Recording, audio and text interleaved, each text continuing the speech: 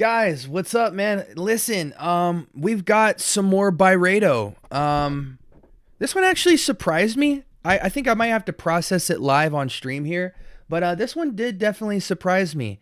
Yeah, let's get into it.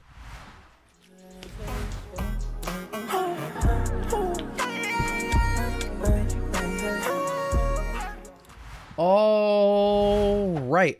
Welcome to the Scent Bubble. I'm your host for the afternoon. Listen, this is an interesting one. I'm going to be processing this kind of in real time. I didn't think I would find myself trying this fragrance. I didn't get a bottle of it, but I've had a thorough testing of it. As you guys know, recently I had a haul going over to Neiman Marcus, and I was just shocked, just the insane amount of inventory that they had. It was just stupid. I couldn't help myself. I overindulged. I tried everything. Had the coffee on deck. It was just, okay, 5 more. Okay, 5 more. Okay. You know what I mean? Just catching up on all the stuff I haven't smelled in person. So, because a lot of times we recommend clone and inspirations on this channel. So it's like, even if I've smelled it before, I like to go back and get a fresh take so I really know what I'm speaking on. This is Byredo's Bibliothèque. What is that? Like a library or a theater? What does that mean? Define Bibliothèque. Library. Okay. So that's interesting. So this is library, I guess. Eau de parfum.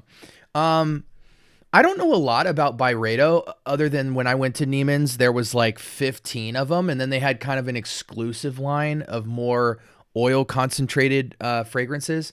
This is more of the regular, just straight eau de parfum. And this is really interesting. I don't even know what to make of this. It's almost like slightly fruity, slightly floral.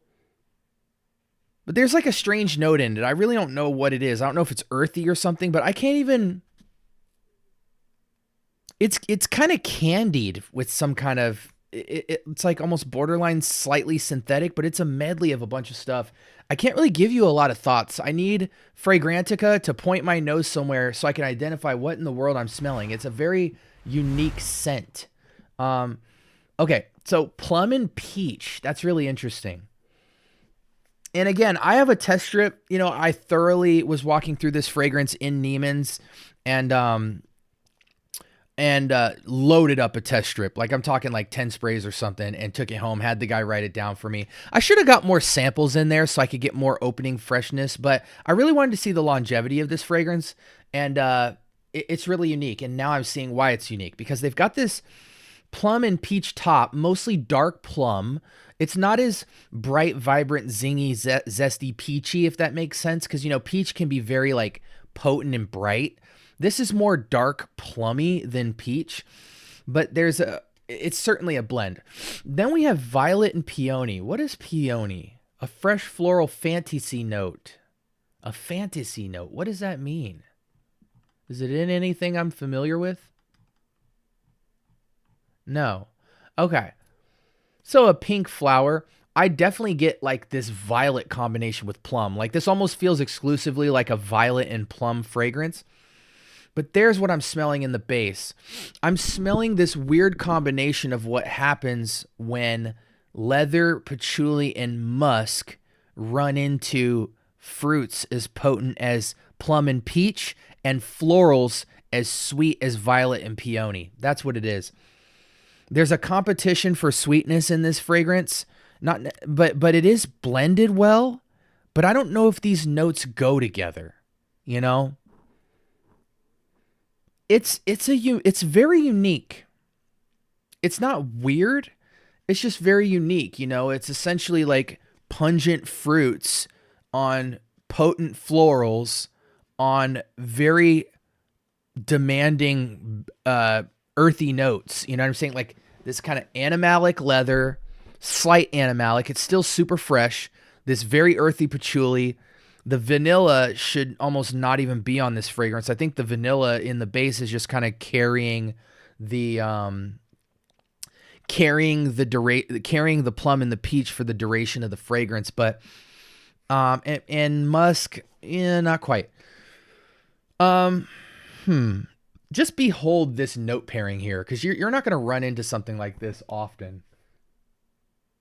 This is for, what is this for? This is for somebody, because what's unique about it is it's potent fruits, but they're almost want to be seductive, but then what's taking away from the seductive romantic element of it and kind of the womanness of it is this leather, patchouli, and vanilla. So it almost feels more like non-masculine, soft masculine man. Soft masculine almost doesn't even make sense. But you know what I'm saying? Like a man who's showcasing some softness and some dimension. They say this is a men and women fragrance. I think it absolutely could be. I mean, just the nature of it being super floral and super fruity. I mean, the only thing that really is allowing this to creep into being unisex as far as masculine leaning is the leather, patchouli, and musk. This is an odd one for me, guys. I don't know if the leather is coming through animalic. It's not funky. It's just this blend is so odd. If I close my eyes, I can make out plum. I can make out violet. I can make out leather, patchouli, and musk. But the blend on dry down is just kind of strange. It's very unique, hyper creative, library. I don't know if the name is very suiting. I'm not reminded of a library. I don't know. I really don't know, guys. It leans like a very sophisticated, matured woman's body mist, but it's not airy.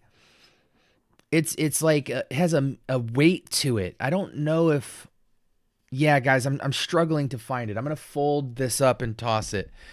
I don't like the fragrance. And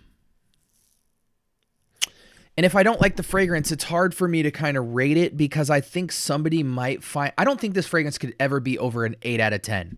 Like if somebody liked the intriguing, interesting creativeness, this is an art teacher fragrance. This is, I don't know.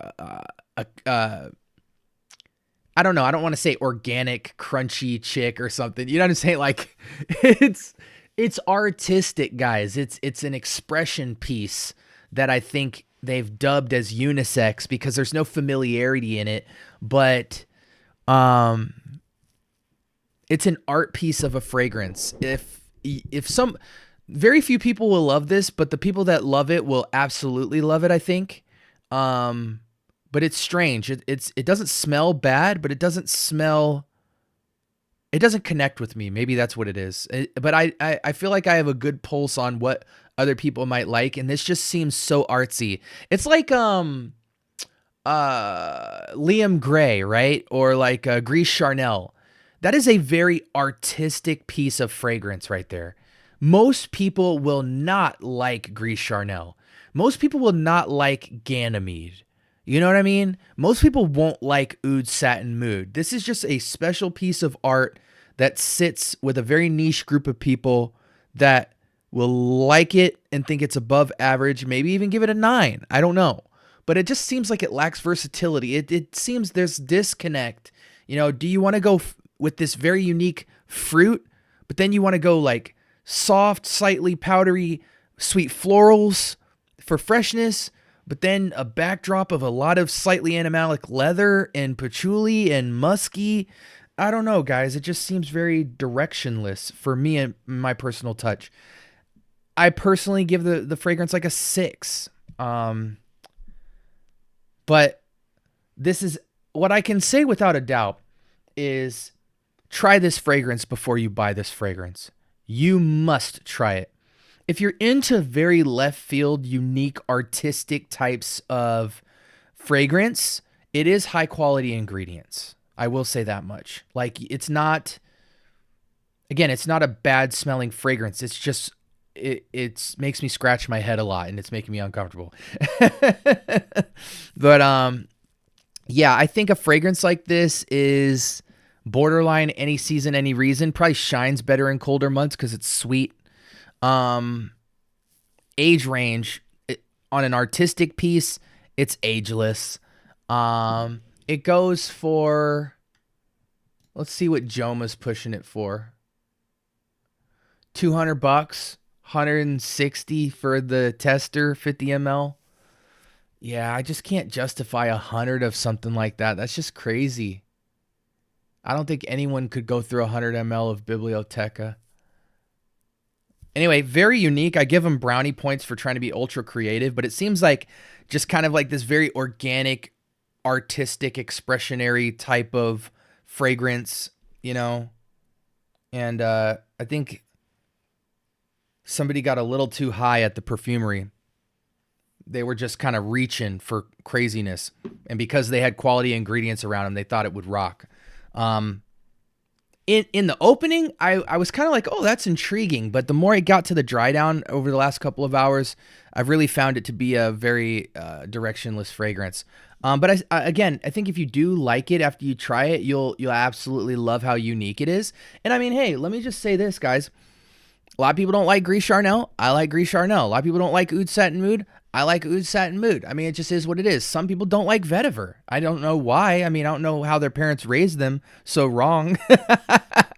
But they don't like vetiver, and because of that, they don't like Terre de Hermes. They don't like, vetiver sensual. They don't like vibrant vetiver. They don't like any of the La Leak line, So to each his own. We're all on our own journey. I can only speak to how I feel about fragrance. And the more you watch this channel, the more you can see like what makes my mind tick, what draws me to a fragrance, what I'm looking for. I try to take fragrances for what they are. I'm not going to look at a freshy fragrance and judge it on the same caliber as like Creed Aventus. You know what I mean? Or like, you know what I'm saying? I try to meet the fragrance where the fragrance seems to be meeting me. So like with Bibliothèque as like a kind of art piece expressionary fragrance, the quality's there. It doesn't feel like it's the best blend, like it's hyper unique and very specific, it's kind of like caviar or something crazy like that, not everybody's going to be into it, but I can see that what's going on in there is trying to appeal to this like very unique individual. And for that, I'm trying to paint it in a better light than a 6 out of 10. So I think somebody who loved it couldn't give it up more than like an 8 out of 10 though, just being slightly above average. And that's just because of the uniqueness, not because of the signatureness of it, or this is different, but it's not signature, Anyway, let me know if you guys have this fragrance. If I'm bugging, sound off in the comments. I'm more than happy when people give me positive or negative feedback, or just feedback in their own wearing experience with stuff like this. But let me know if you guys have tried this. This was Byredo's Bibliothèque. I gave it a 6 out of 10. I'm sorry to anybody who likes this super unique fragrance. And I hope you guys have a blessed week, man. This is the Scent Bubble signing out.